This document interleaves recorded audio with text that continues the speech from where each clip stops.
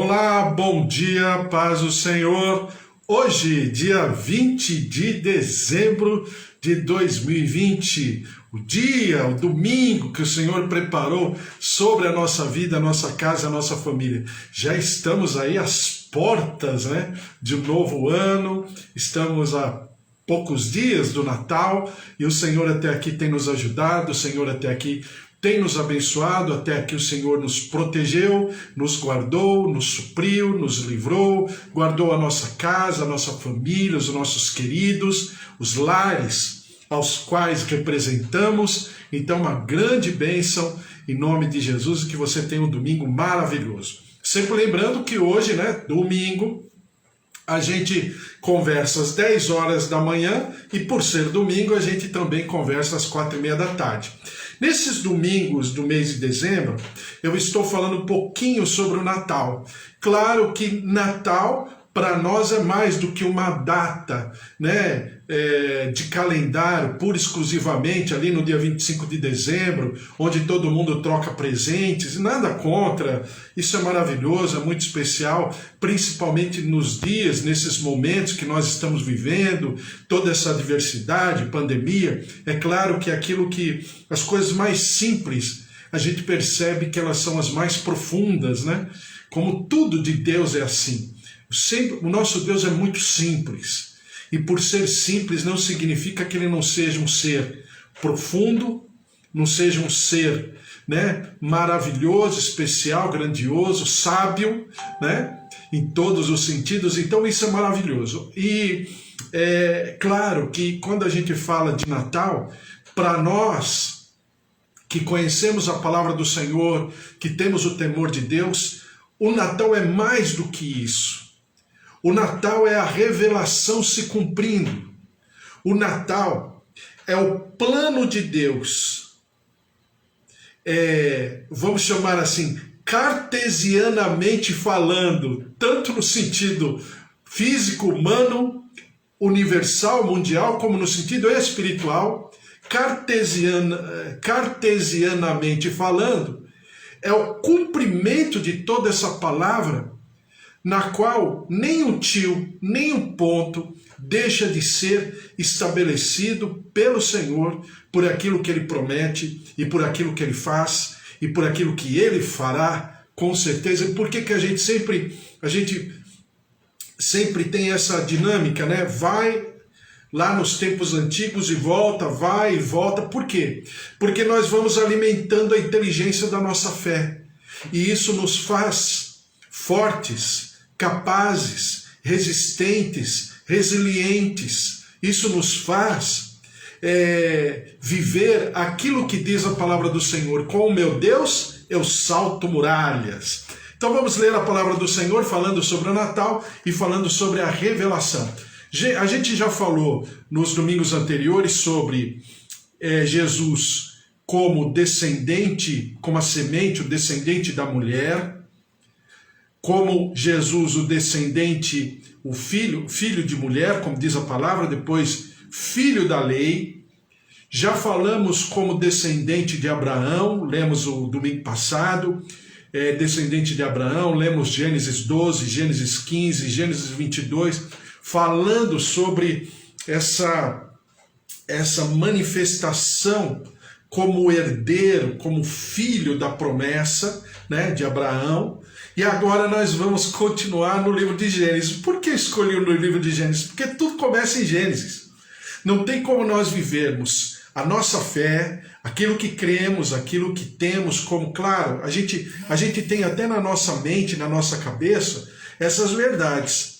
Mas às vezes é bom a gente fundamentar, pontuar, salientar essas verdades para que nosso coração tenha na nossa mente, na nossa capacidade de pensar, de refletir esses documentos espirituais, Então, Gênesis 49, versículo 10, uma das passagens mais bonitas que tem a respeito da profecia de Jesus. Gênesis 49, 10 diz assim,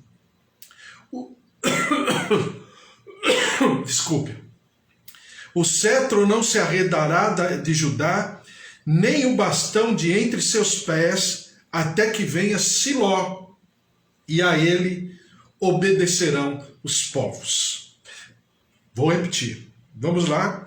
O cetro não se arredará de Judá. Cetro é aquele instrumento, né, que o rei usa, cetro, né? O cetro não se arredará de Judá, nem o bastão de entre os seus pés, até que venha Siló.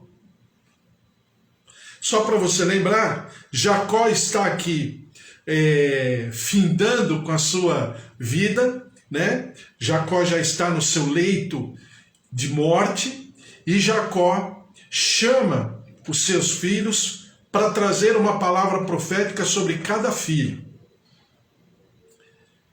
E essas palavras proféticas se manifestarão durante toda a história da humanidade e durante toda a história de Israel, como sendo Israel, lógico, o povo onde o Senhor havia reservado a esse povo, né, que germinasse fisicamente, né, humanamente falando, o prometido das nações, que é Jesus Cristo. Então, claro que Jacó deixa uma palavra profética, de herança profética para cada filho, né? No caso de José e de Levi, não tem palavra profética, porque José e Levi eram, por assim dizer, filhos que tinham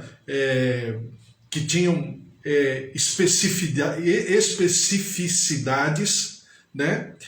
Então, no lugar de José e de Levi, Jacó profetiza sobre Efraim e Manassés. Efraim e Manassés eram filhos de José, tá? Então, Jacó traz a palavra profética. Entre essas palavras, Jacó traz uma palavra sobre Judá, o seu filho Judá. E ele diz o seguinte: o cetro não se arredará de Judá, nem o bastão de entre seus pés, até que venha Siló. E a ele obedecerão os povos. Bom, Siló. E quem é Siló, ou o que é Siló? Então eu vou me utilizar, né, das traduções rabínicas para você ver como é maravilhosa a palavra e como ela é rica. Como ela tem sempre para dizer e para falar e contar a respeito das coisas de Deus. Bom dia, Eva, bom dia, Bispo Antônio, bom dia, Magda, bom dia, Sueli Felintro, bom dia, Joel, Josué, Deus abençoe a todos vocês. Bom dia, Kátia, Deus abençoe, Sônia, em nome de Jesus. Elomar, sua casa, sua família, Wesley, filhões, Deus abençoe a todos vocês, o Senhor esteja sobre a tua vida também. João, Roseli, Ângela, Márcia, Fábio, a graça do Senhor esteja também sobre a vida do Luiz Henrique, sua casa, sua família, seus queridos, também a minha tia Rosália, minha tia Alzira, meus pais, meus tios, primos, seu João, dona Dária, também dona Nadir, seu Toninho, a bênção, a presença, o poder de Deus esteja sobre vocês também nesse domingo maravilhoso, em nome de Jesus. Voltando aqui, então, quem era Siló? O que era Siló? Bom, então vamos pegar a partir da interpretação das escolas rabínicas mais importantes que falam sobre esse texto, pelo menos 4 direções maravilhosas, que são as seguintes. Primeiro, Siló, no hebraico é Shiló, ou alguma coisa próxima disso, né? Sempre lembrando que no hebraico não tem vogal, só tem consoante. Então, aí que para que a gente possa pronunciar, a gente precisa colocar uma vogal no meio para dar sentido. Então, geralmente existe uma certa diferença nas pronúncias, mas Siló é Shiló no hebraico. Shiló, uma escola diz que Shiló é a palavra Shalom, A palavra Shalom, transcrita um pouquinho diferente pelos compiladores, pelos escribas, ou seja, Shalom, Shiloh, ou Shalom, Shiloh.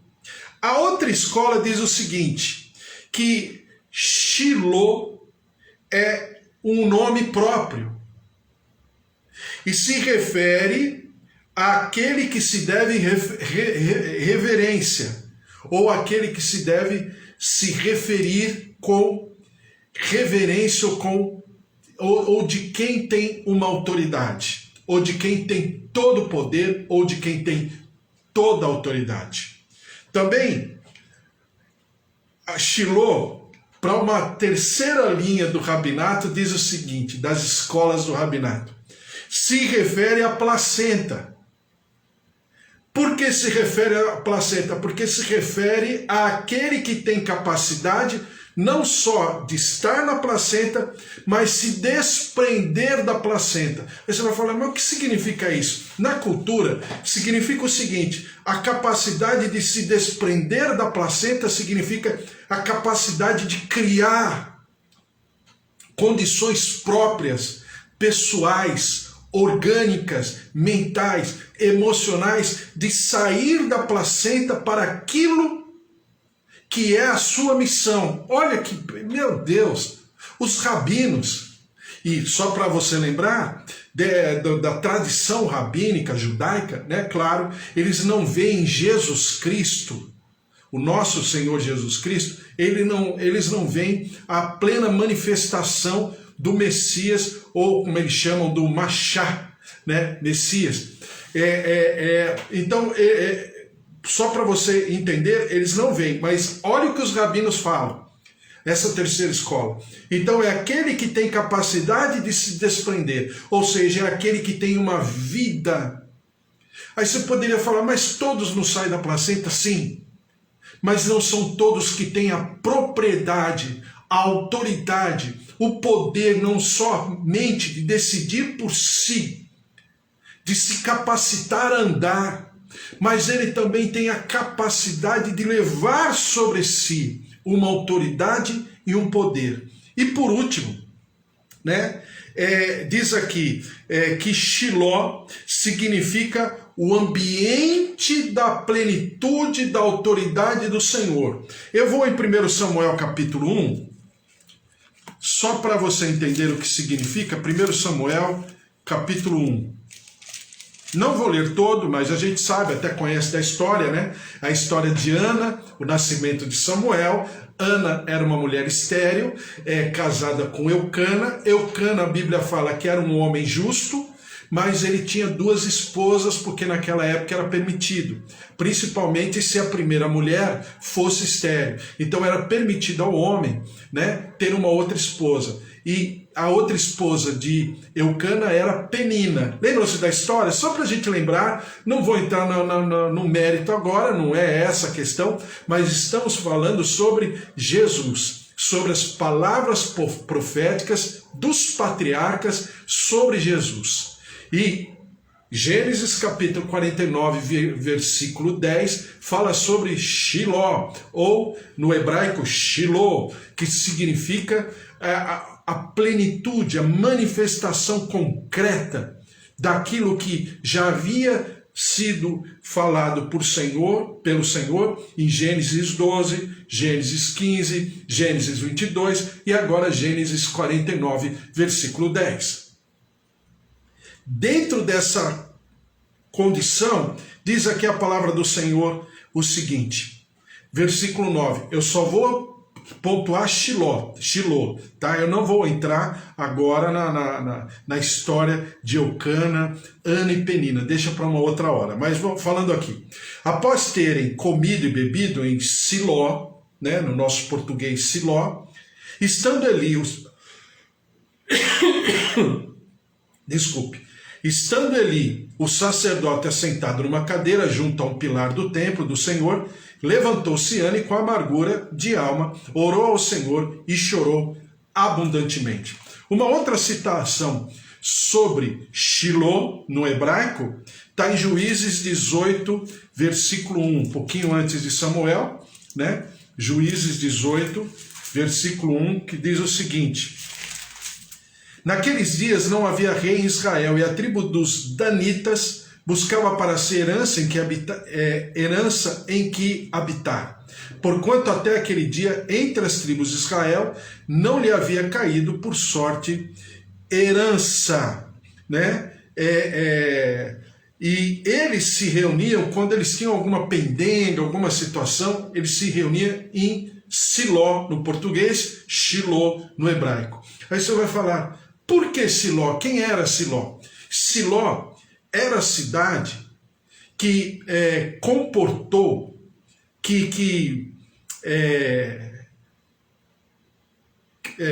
no seu território, chamado Siló, foi onde ficou o tabernáculo de Moisés. Lembram-se que a gente falou já que havia 2 tabernáculos. No tabernáculo que o Senhor havia ordenado que o povo separasse e tal, confeccionasse para que vamos chamar assim, essa tenda de oração ambulante pudesse andar com o povo. Mas chega no momento, Êxodo 32, 33, até mais ou menos Êxodo 38, o povo, ele se rebela contra Deus, o povo fica revoltado, o povo não entende bem o que está acontecendo, se rebela contra Moisés, Arão, o governo, a autoridade, a direção de Moisés e aquela história toda. Então o que o Senhor falou? Esse povo é de dura serviço, eu não vou me manifestar. Aí Moisés fica apreensivo, como que vamos fazer, Senhor? Não tem problema, monta para você uma tenda fora do arraial de Israel. E aí passou a ser chamada essa tenda de tabernáculo de Moisés. Só para você lembrar, quem ia muito e frequentava muito, a todo momento, o tabernáculo de Moisés era exatamente aquele que seria chamado, levantado pelo Senhor mais tarde, chamado Josué. E agora você entende por que Josué foi levantado. Porque Josué era capaz? Porque Josué era especial? Não, porque Josué gostava de adorar ao Senhor, gostava de estar na presença do Senhor, e Josué faz toda a diferença. Então, essa tenda, chamada Tenda de Moisés, eles vão estacionar essa tenda, quando já na Terra Prometida, eles estacionam numa região chamada Siló. Entendeu? Então, ali era um ambiente... Desculpe, ali era um ambiente de adoração do povo. Então, quando Eucana e Ana vão até o Senhor para oferecerem as suas ofertas, ou seja, a sua adoração, né? E só para você lembrar, é nesse lugar que pela primeira vez, né, o Senhor é chamado Senhor dos Exércitos. É a primeira menção, né, do Senhor dos Exércitos. Eu até escrevi aqui, eu acho, não lembro, mas acho que eu escrevi. O Senhor dos Exércitos, que se chama Adonai Tsevaó. É isso mesmo? Adonai Tsevaó, é isso mesmo. Então é a primeira vez. Então eles vão até Siló. Então o que representa Siló, profeticamente falando? Siló representa o Shiló, no hebraico representa, presta atenção, representa Shalom, porque Shiló e Shalom, para uma parte do rabinato, significava o mesmo termo, o mesmo conceito de paz. E Shalom não é essa paz que a gente entende, uma paz política, social, é muito mais do que isso. Paz, Shalom, para o judeu significa um ambiente perfeito. Por quê? É o ambiente em que a justiça do Senhor está plenamente manifesta. Então, justiça e paz são conceitos irmãos, né? Justiça e paz, ou conceitos irmãs, né? Justiça e paz. Então, Shalom é a abundância de tudo para todos. Isso é Shalom. Quando um judeu cumprimenta o outro, Shalom, significa que ele está dizendo, eu quero que você seja abençoado, né? Terceira carta de João, eu quero que você seja abençoado em todas as partes da tua vida, em todas as facetas da tua vida. Eu quero que você seja abundantemente próspero, bem-sucedido, saudável, shalom. Então, shalom. Para a segunda linha de raciocínio do rabinato, significava aquele que nós devemos reverência, né? Então, Shiloh, para essa linha, é o nome próprio. Para a terceira linha, Shiloh era a junção de dois conceitos. Aquele que consegue se desprender da placenta, ou seja, alguém que tem poder, capacidade, autoridade, está impregnado de força, está impregnado de tudo aquilo que ele precisa fazer como missão e ele se despreende da placenta. Agora sou eu que estou falando, profeticamente falando, é aquele que se despreende de tudo aquilo que ele poderia ser, mas ele abre mão de ser para realmente se manifestar em missão, que é exatamente o que Jesus fez quando diz a palavra que ele não teve por usurpação ser igual a Deus. Mas também, Shiloh, né, significa o ambiente onde a glória de Deus se manifesta, aonde a glória de Deus se manifesta aos homens, que é realmente a condição, a autoridade, o poder e a plenitude do Jesus homem, que se manifesta não em si, mas ele se manifesta e ele próprio diz que é o Espírito Santo quem se manifesta e quem faz a obra através dele, e ele fala assim na oração sacerdotal que ele não falava dele, mas ele falava do Pai. E quem via ele, via o Pai. Aí alguém poderia dizer, não, porque Jesus é Deus? Também ele é, mas não nesse sentido agora. Mas via o Pai porque na sua humanidade ele tinha uma conexão perfeita, ele manifestava a glória. Daí ele se chamar também Shiloh, ou seja, Shalom, como eles dizem no hebraico, o Mashiach se manifestando. Então, quando nós comemoramos o Natal, nós não estamos comemorando uma data. Claro que nós nos utilizamos da data porque a gente precisa de uma referência, mas é muito mais do que isso. Porque é a manifestação da revelação das palavras proféticas. E se não bastasse isso tudo, tem ainda a confirmação daquilo que acontece. Eu vou ler um pouquinho, depois à tarde eu leio mais um pouco. Em Apocalipse, capítulo 5, versículo 5, que diz assim: Todavia um dos anciãos me disse, não chores, eis que o leão da tribo de Judá, a raiz de Davi, venceu para abrir o livro e os seus 7 selos. Então eu vou pegar só assim, eis que o leão da tribo de Judá. Para cada tribo havia um brasão, como se fosse um brasão, uma bandeira, vamos dizer assim, entre aspas, um mascote, né? Que era uma marca de cada tribo. A marca da tribo de Judá era o leão, né? Como a marca, por exemplo, dos Estados Unidos é uma águia de cabeça branca, né? A águia da cabeça branca. E assim por diante. Então, naquela época, na tribo de Judá, era o leão. Eis que o leão da tribo de Judá, ou seja, a própria marca, a própria identidade, trazendo sobre si essa herança dos patriarcas através de Abraão, Isaac e agora Jacó, que trouxe a profecia sobre Judá. Então, é a plenitude de toda a palavra, cada tio, cada ponto, cada acento, da menor letra à maior letra, a manifestação da glória, da presença e do cumprimento da palavra do Senhor. Porque Jesus é a palavra. Lembra-se que a gente falou? Jesus Ele é o filho da lei, porque ele é a própria lei se manifestando, porque o fim da lei é Cristo, como diz a palavra. Então, capítulo 5, versículo 1 diz assim: vi na mão direita daquele que estava sentado no trono um livro, escrito por dentro e por fora, de todo selado com 7 selos. Por que selado com 7 selos?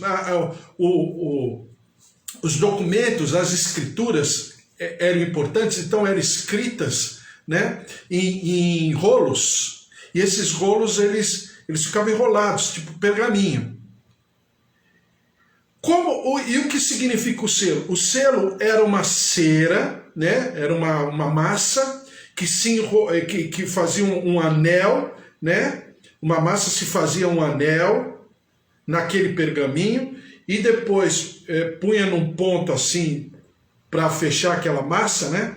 Para que ela virar uma argola, virar um selo, né? Virar como se fosse uma argola, e deixava uma parte da massa mais grossa para que viesse, né, o rei com seu sinete ou com seu cetro, viesse e carimbava. Quem podia abrir aquela escritura, aquele documento, eram poucas pessoas.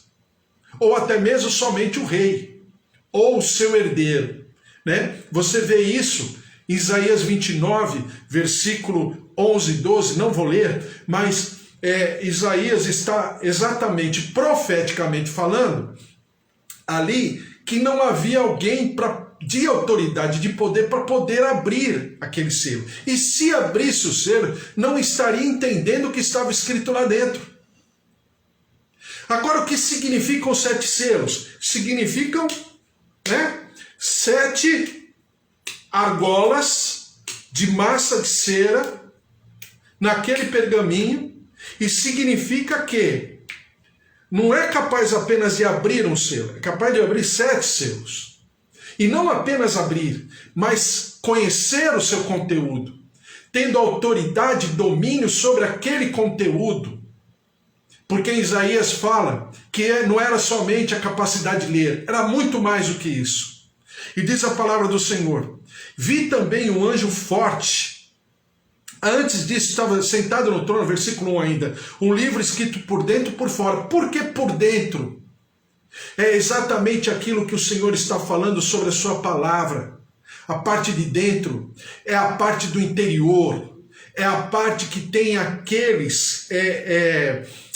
intimidade para saber o que está escrito ali, ou para ter autoridade para conhecer o que está escrito ali. E por fora é aquilo que está acontecendo ao redor, ou seja, por dentro é a palavra, é o documento, é a escritura. Por fora é a palavra revelada, é aquilo que está acontecendo ao redor. Simbolizando o quê? Simbolizando que o Senhor Deus tem o controle, o pleno, o total, o perfeito controle de toda a história da humanidade, toda a história do universo e toda a história do gênero humano em relação à sua redenção em Jesus Cristo. Então, quem é capaz? Jesus Cristo, o autor e consumador da nossa fé. Diz assim: vi também um anjo forte que proclamava em grande voz: quem é digno de abrir o livro e de lhe desatar os selos?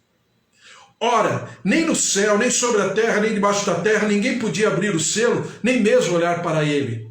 E eu chorava muito, porque ninguém foi achado digno de abrir o livro, nem mesmo de olhar para ele. Por quê? Porque não havia ninguém digno, nem no céu, nem na terra, nem debaixo da terra. Não havia alguém verdadeiramente santo, em santidade plena, completamente puro, para que pudesse ter autoridade, o poder, o conhecimento, o discernimento, a revelação para abrir e ter autoridade para abrir, se não fosse um ser divino. A não ser um, Jesus Cristo, homem. E como mediador entre Deus e os homens, ele sim tem autoridade. É maravilhosa a palavra do Senhor. É por isso que é Natal. E à noite, à tarde, desculpe, à tarde a gente conversa mais um pouco, mas é maravilhoso. Glória a Deus, ao Senhor todo louvor, toda honra e toda glória. Vamos orar? Senhor nosso Deus, nosso Pai, derrama-te sobre as nossas vidas, a nossa casa, a nossa família, os nossos queridos, dá continuidade à Tua palavra. Continua, Senhor, a nos visitar com a Tua revelação, com o Teu discernimento, e nós te daremos sempre todo louvor, toda honra e toda glória. Derrama-te sobre cada família que está aqui, o Bispo Antônio, o Joel também, o seu ministério, o seu pastorado também, a igreja lá, a comunidade dele, também todos que estão aqui, Eva, familiares, Raquel, familiares, junto com o seu esposo, Débora, e também Cris, Dani. Deus abençoe a todos vocês, o Carlos também, a plenitude, a presença, o mover. Ó Deus de maravilhas, visita-nos com a Tua cura, visita-nos com a Tua saúde, com o Teu mover, com o Teu poder. Toca, restaura, renova, traz essa vida abundante através do nosso Senhor e Salvador, que já se revelou, já se manifestou, e nós estamos em reverência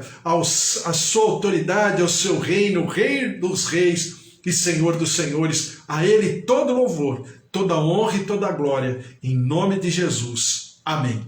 Amém? Glória a Deus. Porque se Deus é por nós, quem será contra nós? Se o Senhor é o nosso pastor, de nada nós teremos falta. Porque, claro, que o amor de Deus Pai, a vida vitoriosa em Jesus Cristo e as consolações do Espírito Santo da promessa estejam sobre a tua vida, a tua casa, a tua família, sobre esse domingo maravilhoso. E que o Senhor te dê muito além daquilo que você possa pensar ou imaginar, porque esse é o nosso Deus. Um beijo para você, até mais tarde, fica na paz, tchau, tchau.